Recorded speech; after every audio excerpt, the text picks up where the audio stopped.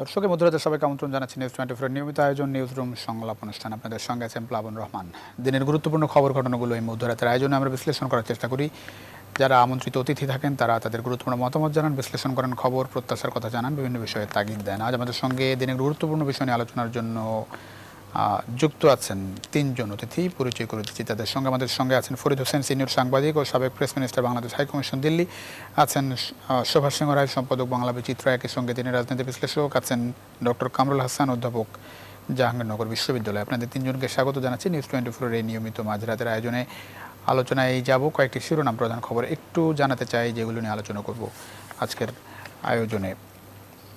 খালেদা জিয়ার বিদেশে চিকিৎসার দাবিতে সোচ্চার বিএনপি, সংসদ ভবনের সামনে দলীয় এমপিদের মানববন্ধন, স্বরাষ্ট্রমন্ত্রীকে 20 দলীয় নেতাদের চিঠি। বাসে হাফ পাসের দাবিতে রাজধানীর বিভিন্ন স্থানে আজও মানববন্ধন, শিক্ষার্থীদের বিক্ষোভ, দাবি না মানলে বৃহত্তর কর্মসূচির ঘোষণা দেওয়া হচ্ছে। পাশাপাশি গুরুত্বপূর্ণ একটি বিষয় আলোচনা করতে চাই। বিশ্ব টেলিভিশন দিবস গেল, সে বিষয়ে আমরা আলোচনা করতে চাই। টেলিভিশনের অবস্থান আসলে কোথায়, কি চ্যালেঞ্জ আছে, দর্শক হিসেবেই বা প্রত্যাশা কী থাকছে টেলিভিশনের কাছে। শুরু করব ডক্টর কামরুল হাসান আপনাকে দিয়ে। ডক্টর কামরুল হাসান, আপনি নিশ্চয়ই দেখতে পাচ্ছেন যে বিএনপির যারা সংসদ সদস্যরা রয়েছেন তারা আজকে সংসদ ভবনের সামনে মানববন্ধন করেছেন এবং তারা বলেছেন যে যদি খালেদা জিয়াকে বিদেশের চিকিৎসার এই দাবি মানা না হয় তাহলে তারা সংসদ থেকে পদত্যাগ করবেন। একই সঙ্গে 20 দলীয় জোটের পক্ষ থেকে, নেতাদের পক্ষ থেকে স্বরাষ্ট্রমন্ত্রীকে চিঠি দেওয়া হয়েছে যাতে করে ব্যবস্থা নেওয়া হয়। কিভাবে দেখছেন? ধন্যবাদ আপনাকে এবং সহ-আলোচক সহ দর্শককে।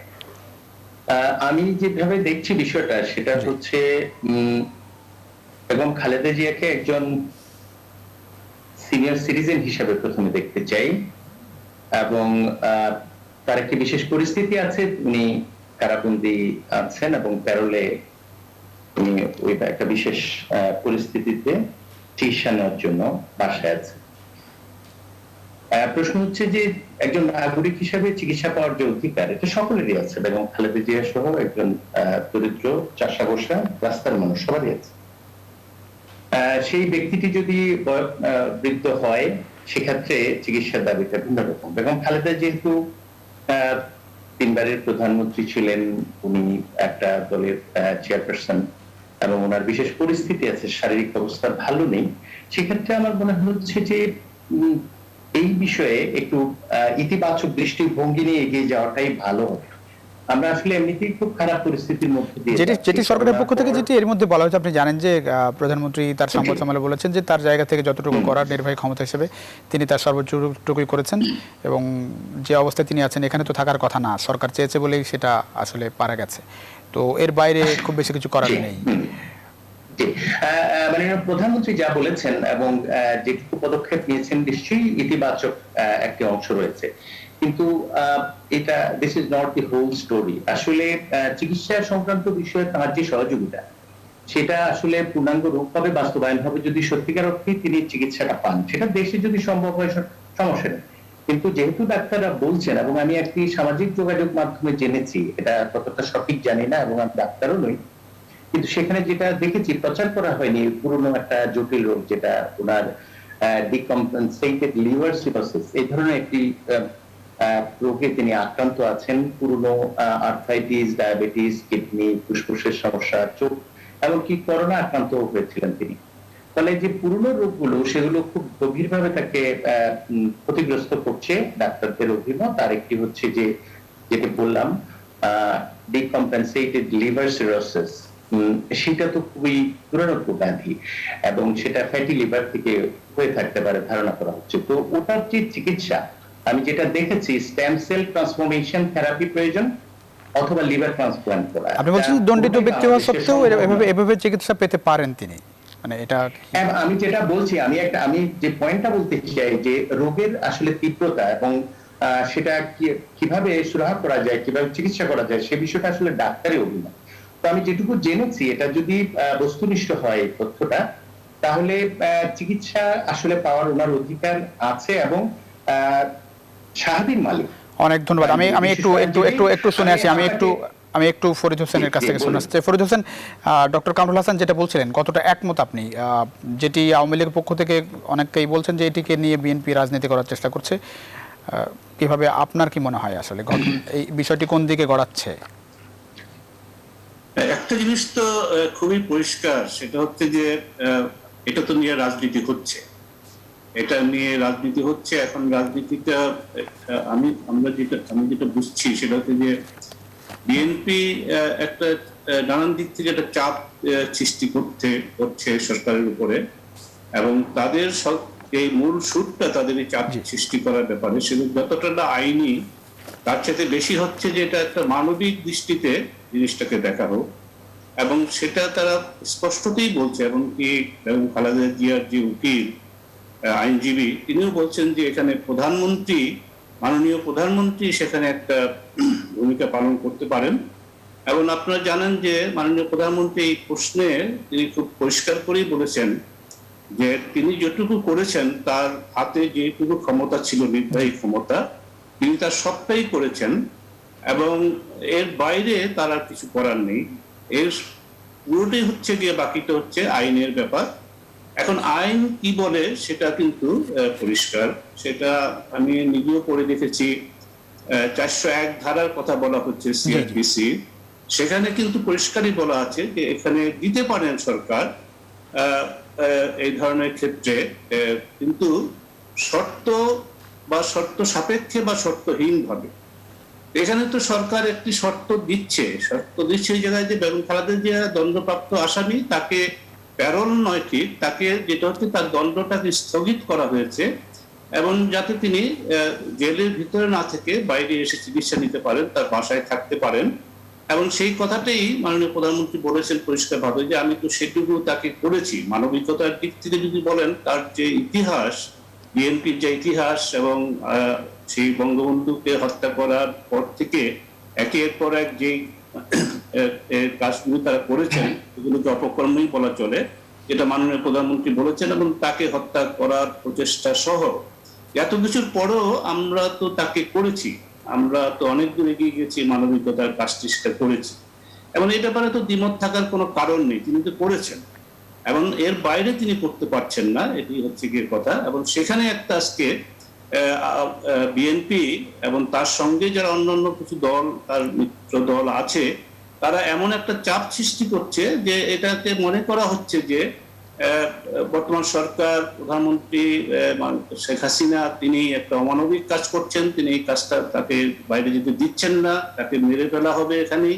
এই ধরনের কথা তারা বলছেন। জি, অনেক ধন্যবাদ। আমি একটু শুনবো সুভাষ।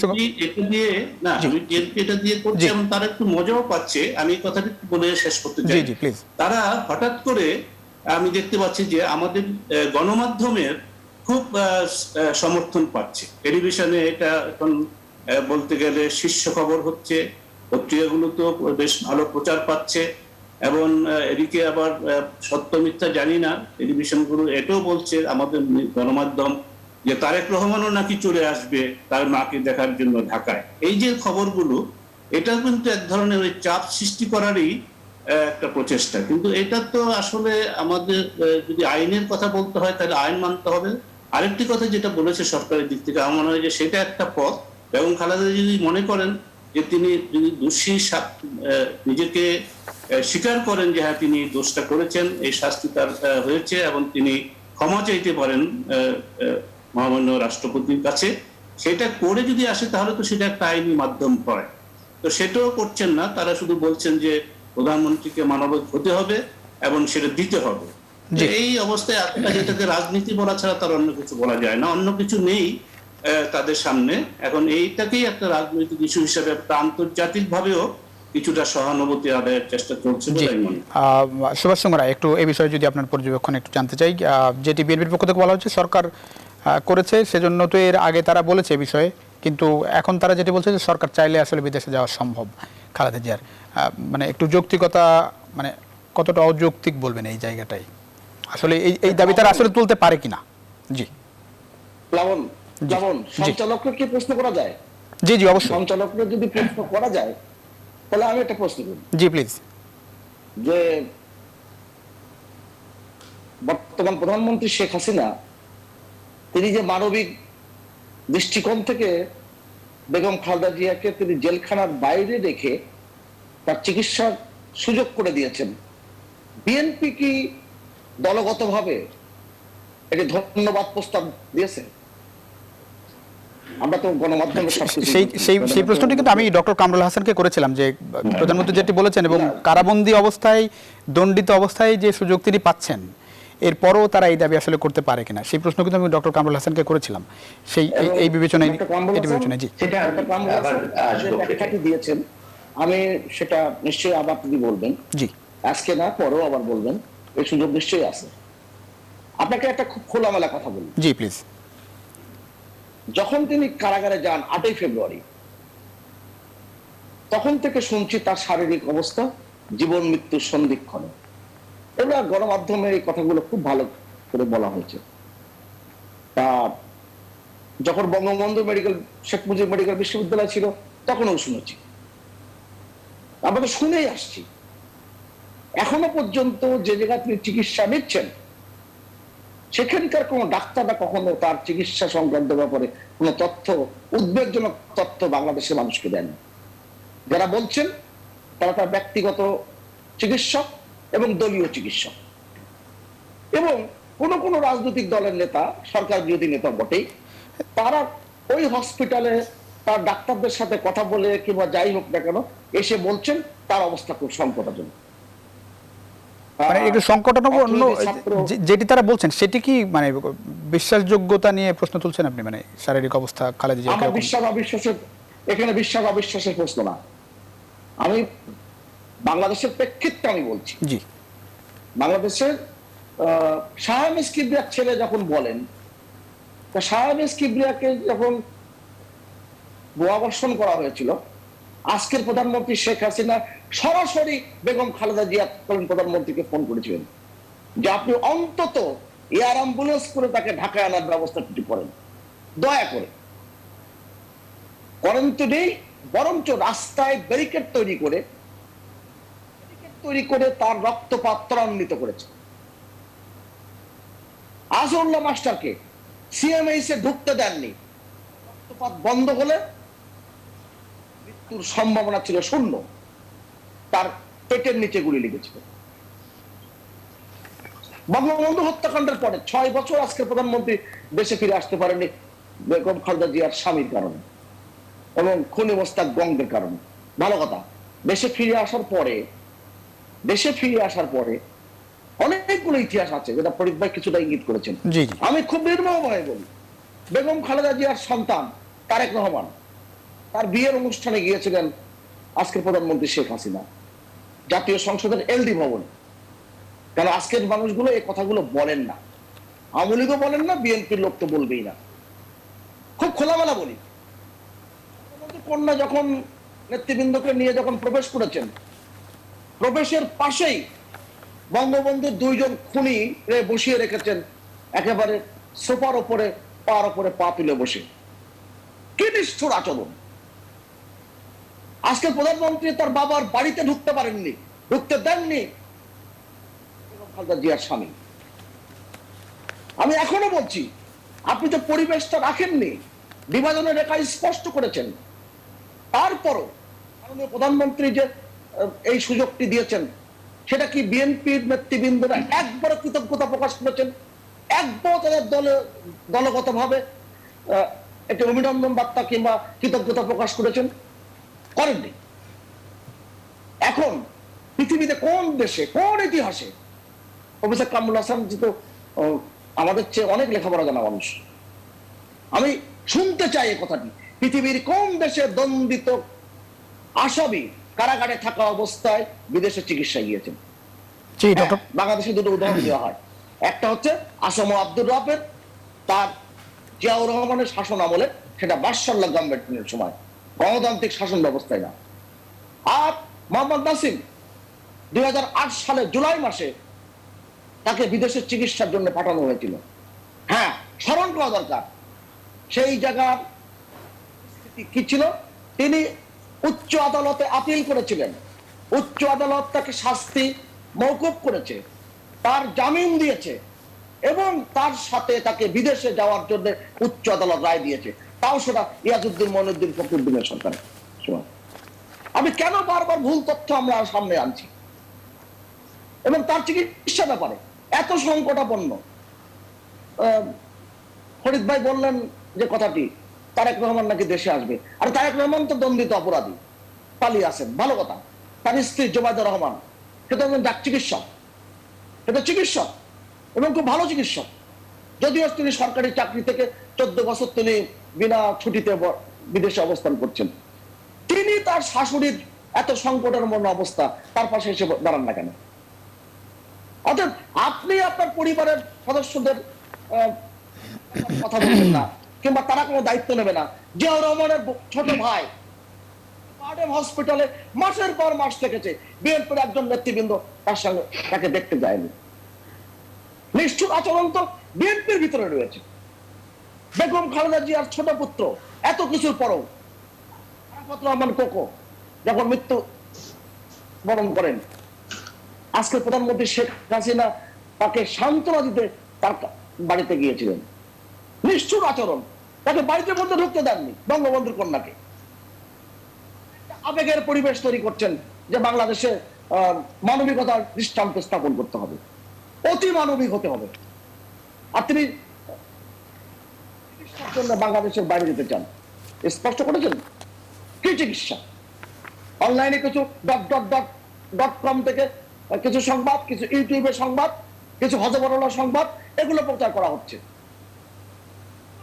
এবার কি আর কর্তৃপক্ষ কি কোনোদিন বলেছে কিংবা ওখানকার ডাক্তারের কোনো অংশ বলেছে যে তার এই চিকিৎসা প্রয়োজন, এখানে চিকিৎসা হচ্ছে না? এমনও পর্যন্ত আইনমন্ত্রী বলেছেন যে আপনারা বিদেশ থেকে চিকিৎসক নিয়ে চিকিৎসা করুন। তিনি যে বাসার থেকে যে এবার কি যাচ্ছেন, আসছেন, চিকিৎসা নিচ্ছেন, নেতৃবৃন্দরা দেখা করছেন, কই সরকার তো বাধা দিচ্ছে না। রবীন্দ্রনাথের বিখ্যাত উক্তি যে সকল কাজেই আওয়ামী লীগের কাছ থেকে এটা মিলিয়ে যদি বলা যায়, আমরা সকল কাজেই পরের প্রত্যাশা করি, অথচ পরের সামান্য ত্রুটি লইয়া আকাশ বিদীর্ণ করি। সমস্ত দায় দায়িত্ব বাংলাদেশের বহন করতে হবে আওয়ামী লীগকে এবং আওয়ামী লীগের প্রধান বঙ্গবন্ধু কন্যা শেখ হাসিনা। খুব দুঃখজনক ঘটনা। আপনি যদি এই লন্ডন যেতে চান, সিঙ্গাপুর যেতে চান, কোথায় যেতে চান, সরকারের কাছে তথ্য আছে, নিশ্চিত তথ্য আছে, তার চিকিৎসার খুঁটিনাটি তথ্য আছে। কেননা বঙ্গবন্ধু মেডিকেল বিশ্ববিদ্যালয়ে তিনি চিকিৎসাধীন ছিলেন। ওখানে ডাক্তারদের সাথে কি আচরণ করেছে এটা আমি আর বললাম না। এমনকি বলা হয়েছিল আপনি সিএমএইচ এর চিকিৎসায় যান, কিন্তু তাও রাজি হননি। এই সেনানিবাসে তিনি বেড়ে উঠেছেন, এই সেনানিবাসে তিনি প্রধানমন্ত্রী সরকারকালীন সময় তিনি সময় কাটিয়েছেন, পুরোটা সময় সেনানিবাসে থেকেছেন, বাইরে থাকেননি। এমনকি বিরোধী দলের নেত্রী যে বাসভবন 29 মিনিট রোডে, সেখানেও তিনি একটি ডাক্তার কর্মী থাকেননি। অর্থাৎ কথা বললে অনেক কথাগুলো বেঁচে আছে। অতঃপর কামরুল ক্ষমা করে দেওয়া। না জি, ডক্টর কামরুল হাসান প্লিজ। না, আপনি যা বলেছেন সেটি নিশ্চয়ই তথ্য দিয়ে বলেছেন, তো আমি সেটার সাথে একটু যুক্ত করতে চাই। আমি সবগুলো বিষয় জানি তা না। প্রথমত যেটা হচ্ছে যে আমরা যারা কথা বলি তারা কেউ আসলে চিকিৎসক নেই। আমরা ধরুন এবং খালেদা জিয়ার অসুস্থতা নেই, বিদেশে গিয়ে চিকিৎসা নেওয়ার মতো গভীরভাবে অসুস্থ নন তিনি, সেটা বলবার এখতিয়ার অথরিটি আসলে আমিও হই, আমরা এখানে যারা আছি কেউ চিকিৎসক নই। তবে বেগম খালেদা জিয়ার যে চিকিৎসক এবং বিএনপির মহাসচিব, তার অবস্থা খুব সংকটাপন্ন, সেটা বলার এখতিয়ারও কিন্তু আমাদের নাই। হ্যাঁ, আমি সেটাই বলছি, যে আলোচনাগুলো আসছে আমি বলছি যে মাধ্যমে আমরা শুনেছি সেটা যদি নির্ভরযোগ্য হয়, সেভাবেই আসলে হাইপোথেটিক্যাল জাজমেন্টটা করা হচ্ছে। তো আমি যেটা বলতে চাই সেটা হচ্ছে যে মূলত তার যে ব্যক্তিগত চিকিৎসক এবং বিএনপির মহাসচিব তারা বহু সংবাদ সম্মেলন করে বলেছে বিদেশের চিকিৎসা প্রয়োজন।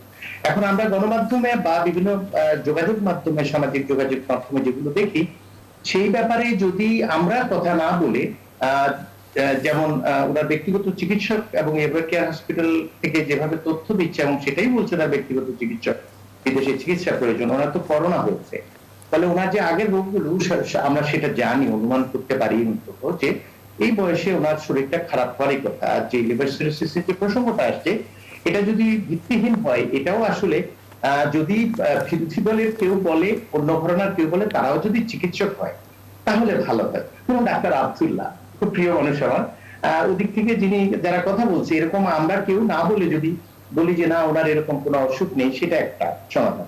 তো আমরা আজকের আলোচনা থেকে আমরা জানতে চাই প্রকৃত অসুস্থতা বিষয়ক তথ্য এক, আর দ্বিতীয়টা হচ্ছে যে একজন আইনজীবী আমি নই, আমরা কেউ নই।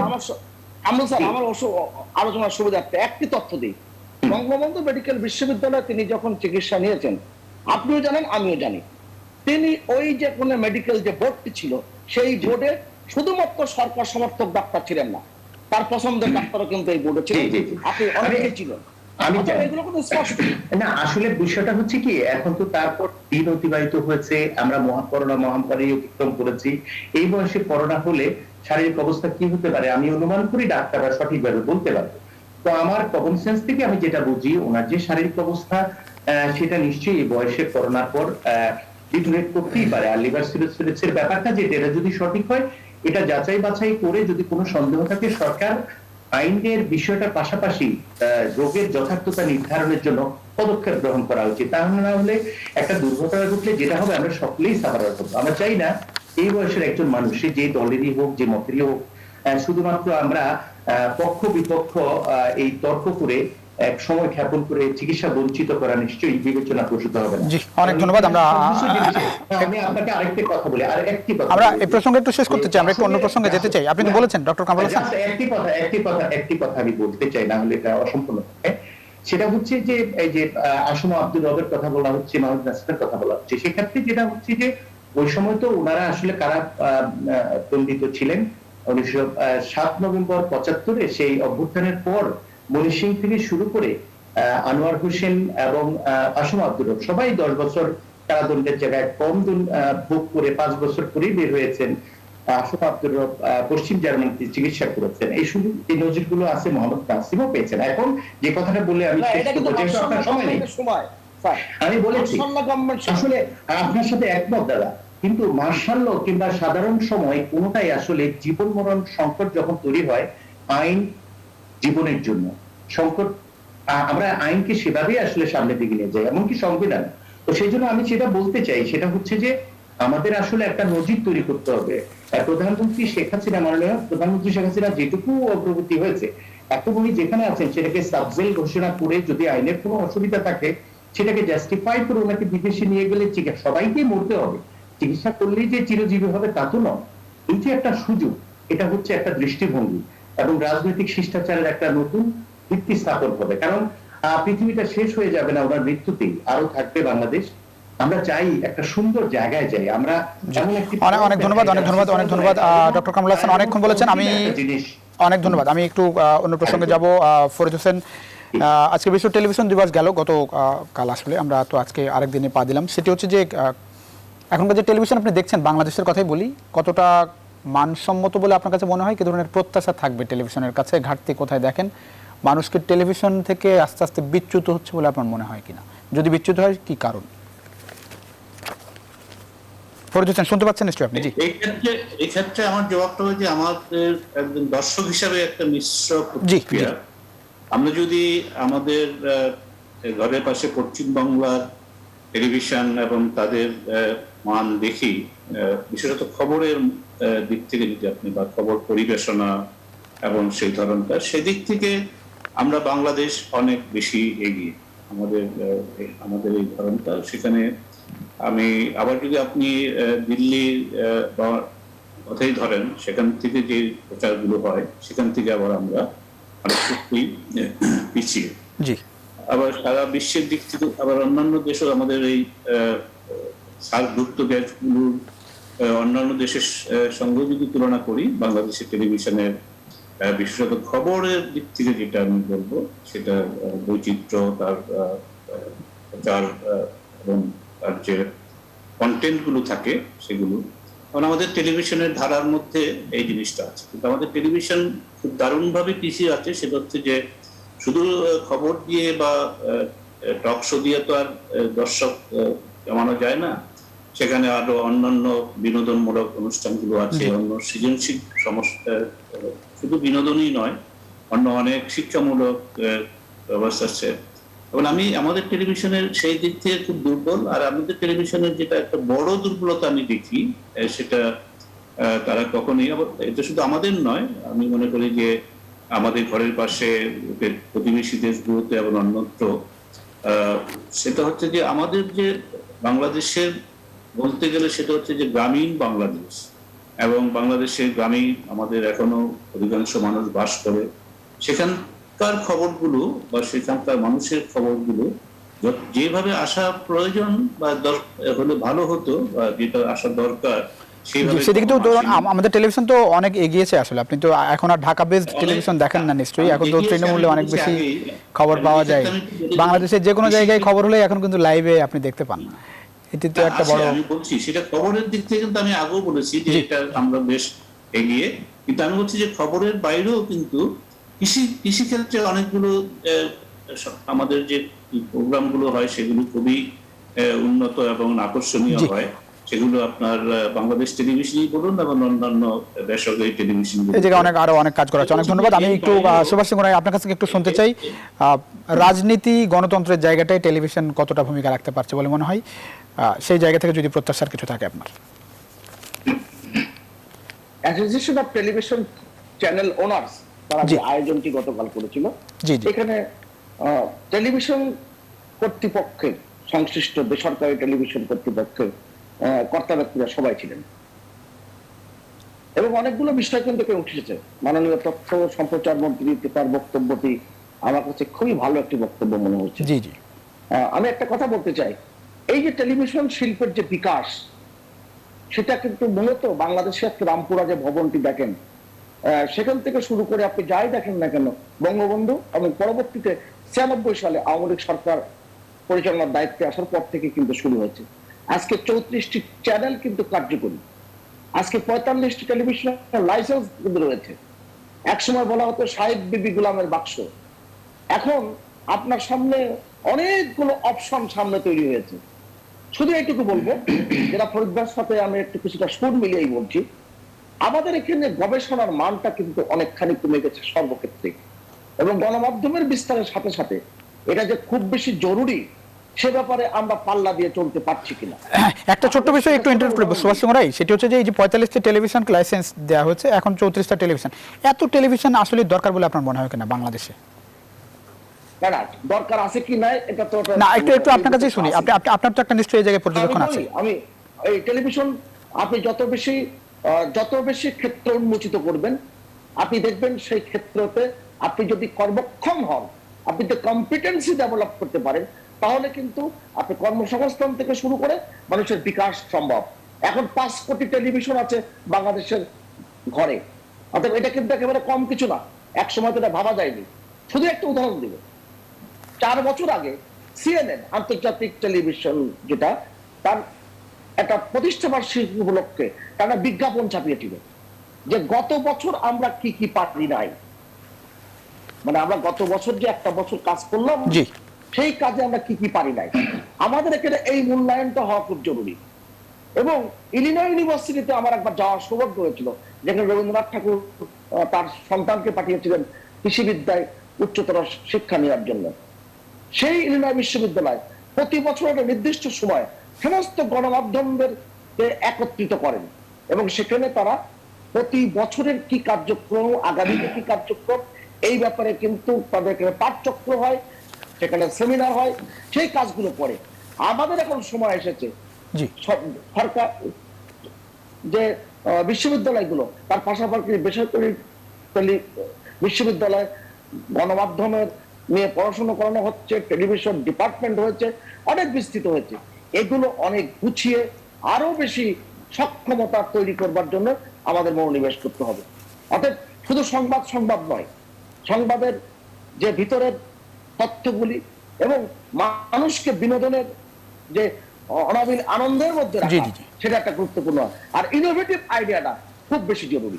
অনেক ধন্যবাদ। আমরা আশা করি নিশ্চয়ই টেলিভিশন আরো বেশি টেকসই হবে, একই সঙ্গে পেশার জায়গাটাও নিশ্চয়ই আমরা টেকসই পেশা হিসেবে দেখতে চাইছি আমরা টেলিভিশনকে। অনেক ধন্যবাদ দিতে হচ্ছে ফরিদ হোসেন, সুভাষ সিং রায়, ডক্টর কামরুল হাসান, আপনাদের তিনজনকে অসংখ্য ধন্যবাদ। এই রাত আপনাদের মূল্যবান সময় নিউজ 24 নিউজ রুম সংলাপ দেওয়ার জন্য। দর্শক, এতক্ষণ আপনারা আমাদের সঙ্গে ছিলেন, আপনাদেরকে অসংখ্য ধন্যবাদ। শুভরাত্রি। নিশ্চয়ই দেখাবো অন্য সময়। সে পর্যন্ত ভালো থাকবেন, সুস্থ থাকবেন। আশা করি নিউজ 24 সঙ্গে থাকবেন।